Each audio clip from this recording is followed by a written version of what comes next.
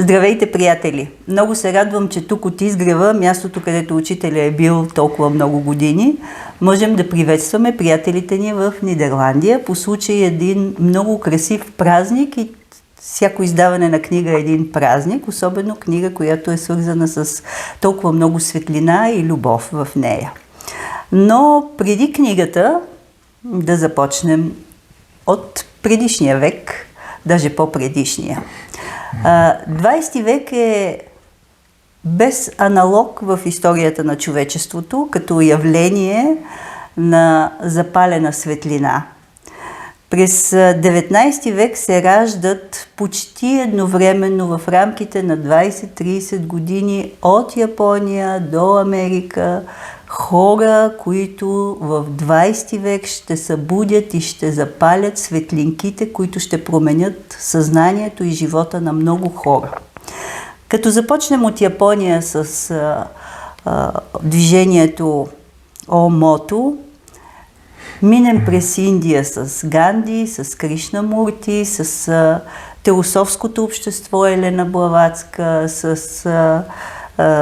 в Германия с Рудолф Штайнер, с Ян Ван Райкенборг в Холандия, с учителя Петър Дънов в България, с Емерсън в Америка. Всичкото това са пробудени души, учители, които идват за да подготвят съзнанието на хората за следващите времена, в които се задава лека по лека новата вибрация и новата енергия, за която да подготвят съзнанието на хората.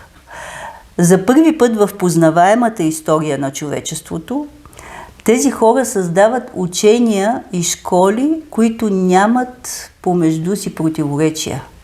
Всички говорят всъщност за това ново съзнание на човек, за това, че човечеството е единен организъм. И всички всъщност в сърцевината имат едно и също нещо – да върнат човека към изначалното му естество, към божественото естество, към смисъла, към Христовото съзнание и Христовия дух. Мисля, че това е най-важното нещо, което се е случило в историята, познаваемата на човечеството, да дойдат толкова много събудени души, които да могат да подготвят този път, по който ние сега вървим с радост и с усмивка. През всичките тези години, които ние сме се запознавали с словото на учители и съответно на учителите на Европа, Азия, Америка, ние сме знаели, че се появява една нова вълна, която така или иначе ще промени нагласата на хората.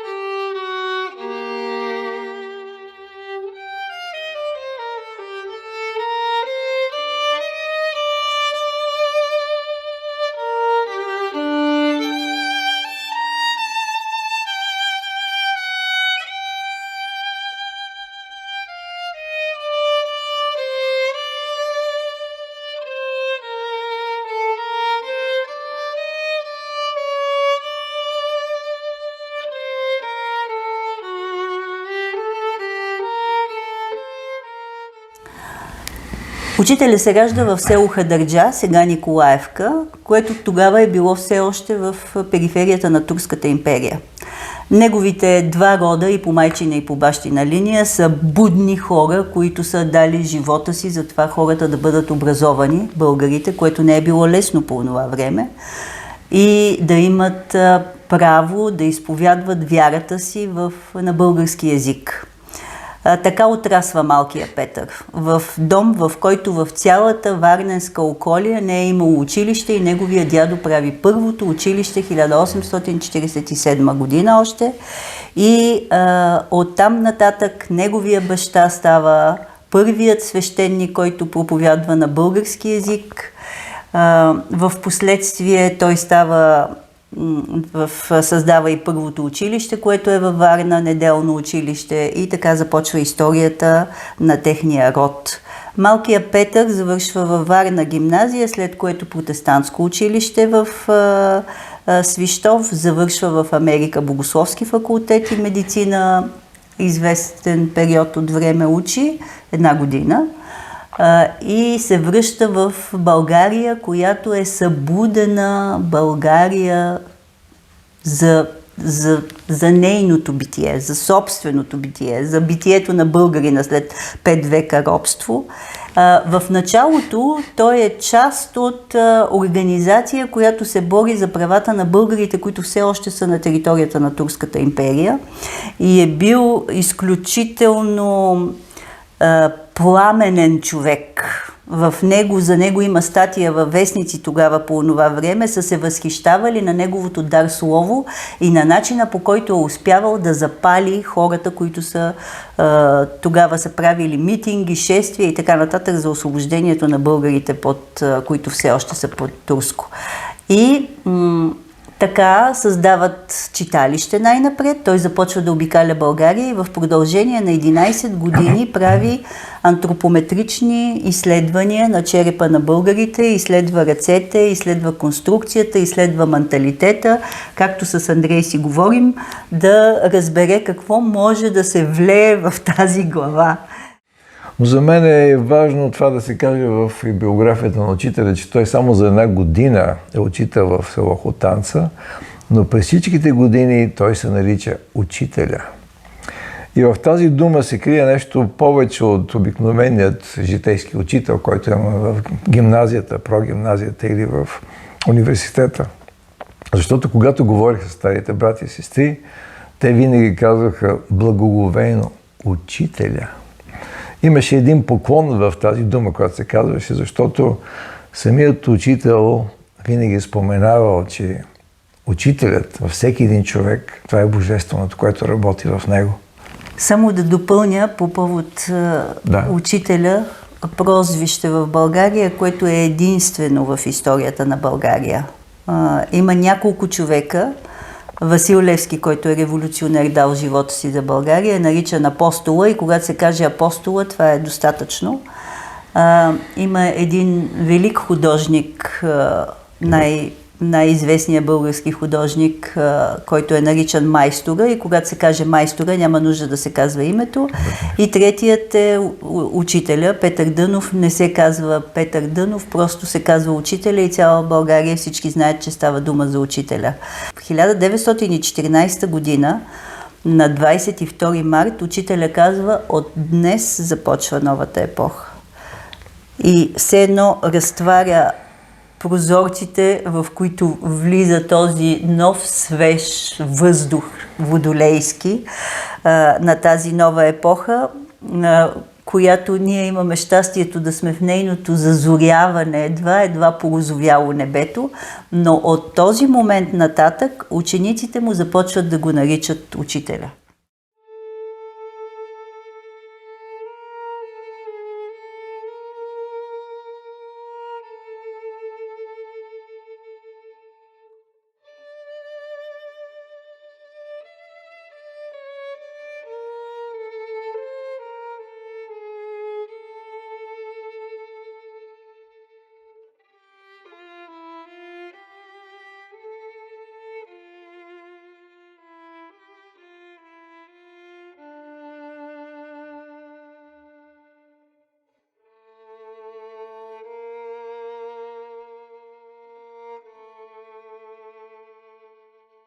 В 1900 година всъщност той събира първите си 3 ученика.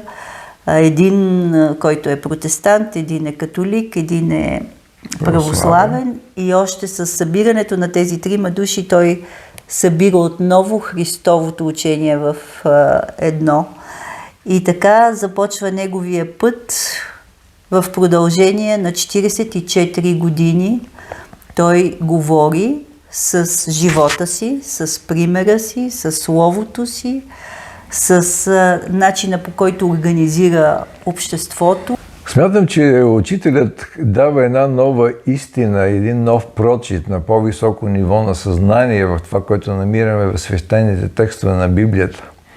И когато се докоснем до тях, виждаме, че в човек в своята еволюция извървява един път, който му позволява да реши съзнанието за такава степен, че да възприема и космоса, и себе си, и микроорганизмите си, и най-големите противоречия всъщност да могат да бъдат трансформирани. Основните три колони, върху които е построено цялото учение на учителя, всъщност са тези три принципа. На истината, мъдростта и любовта.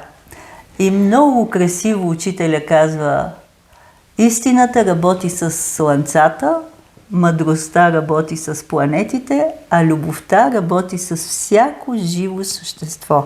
Това е едно учение, което резонира в абсолютно съзвучие и с това на розенкройцерите, и с това на антропософите, и с това в Япония на Омото, на много такива общества в целия свят, които искат да върнат центъра на съзнанието на човека, да го събудят към тази извечна хармония и красота, от която идват душите ни и за която толкова много говорят учителите, всичките тези учители, които са дошли, за да ни посочат пътя, който е посочен 2000 години преди това от Христа, който казва: аз съм пътят, истината и живота.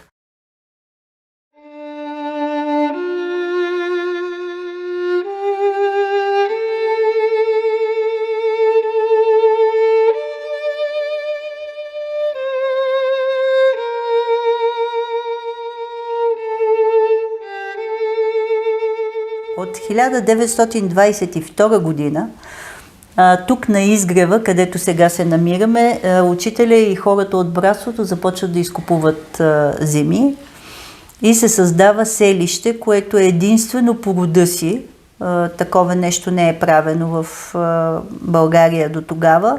Създава се едно селище, което учителя нарича със слънчевото име Изгрев. Това са били едни поляни. Изгрева се е виждал прекрасно. Витоша от едната страна.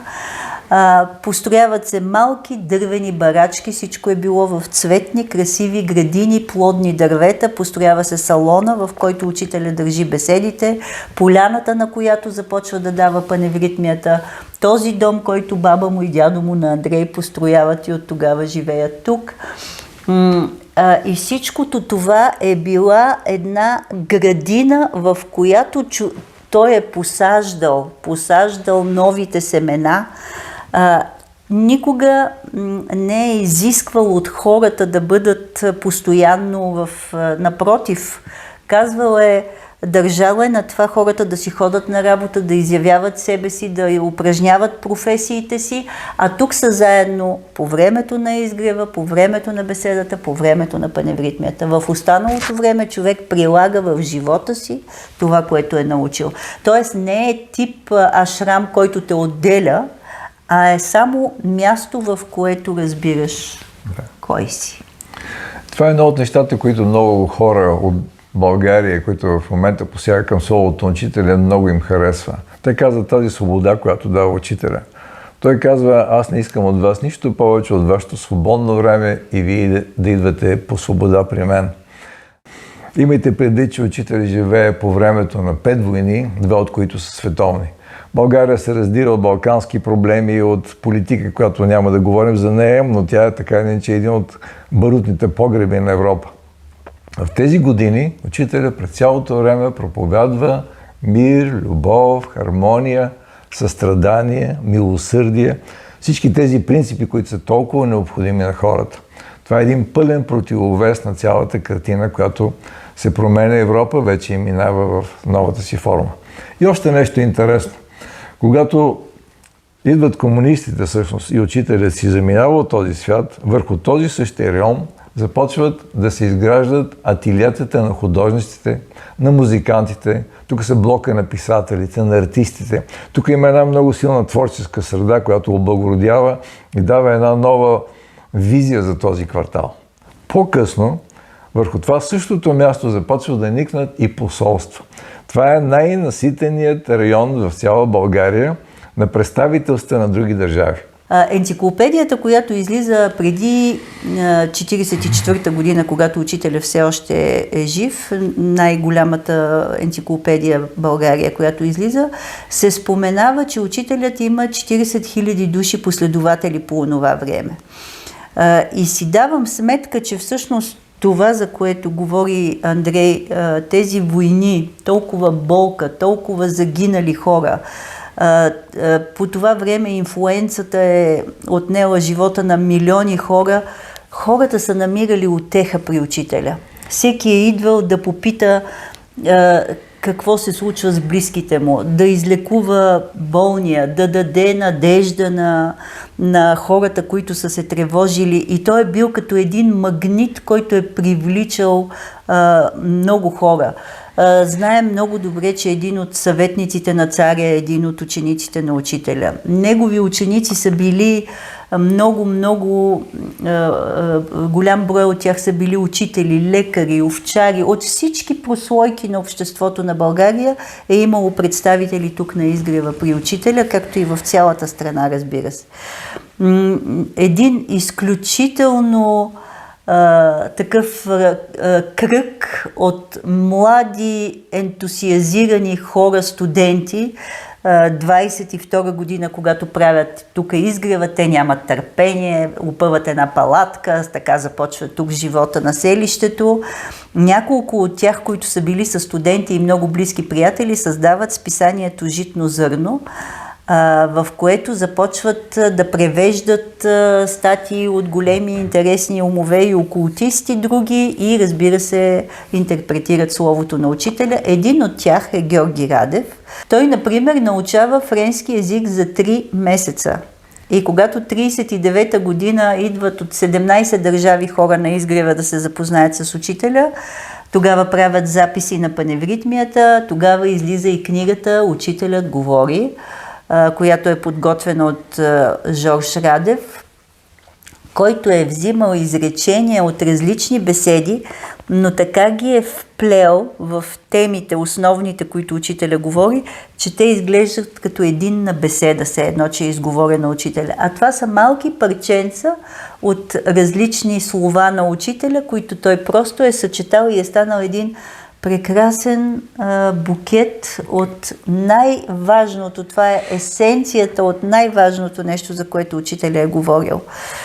Той е бил толкова надарен като студент, че, разбира се, са му предложили веднага в университета да остане като преподавател, като асистент най-напред, но трябва да се откаже, разбира се, от братството и от учителя, на което той се усмихнал и дори не е отишъл да си вземе дипломата от университета, защото е намерил далеч по-висш университет при учителя, което е било за него много по-важно.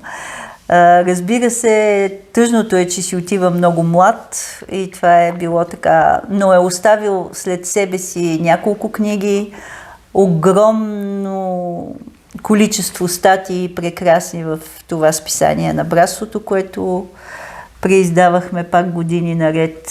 И това е един истински ученик. Това е от учениците с главна буква. Според мен ние сме длъжни като ученици на учителя да запазим словото му, да го предадем в максимално близкия до автентичния вид. Разбира се, необходимата редакторска работа усъвременява езика, за да може да позволи максимално разбиране в духовните принципи и съжденията. Но когато става дума за една дълбока вътрешна духовна приемственост, се усеща тази нишка, която минава през поколенията, през вековете, през народностите, през биографията на учителя, разбира се, и хората, които се занимават с тях, те се чувстват като окрилени. Те изпитват една особена свобода в това, което правят, защото когато ти работиш с един свещен текст, този свещен текст всъщност работи вътре в тебе. И той променя цялата ти структура, тези хора стават лъчезарни, те носят една вътрешна светлина, те са приятно усмихнати. Те носят, както казва Христос, виделина на света. Не те, но Словото чрез тях ни дава това послание.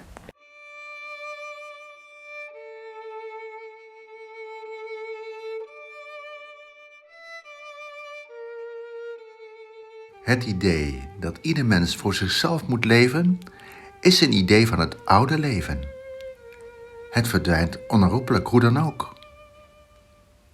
Het idee dat ieder mens moet leven voor het geheel, dat is het grote idee van het nieuwe leven, van de nieuwe cultuur. Dit fundamentele idee hervormt nu het hele leven van de mensheid. De huidige wereld gaat over in nieuwe vormen. Er wordt een nieuwe moraal geschapen. En deze nieuwe moraal, waarvan het eerste gebod is leven voor het geheel, zal de wereld grondig herscheppen. Dit is de grote taak die op aarde moet worden volbracht.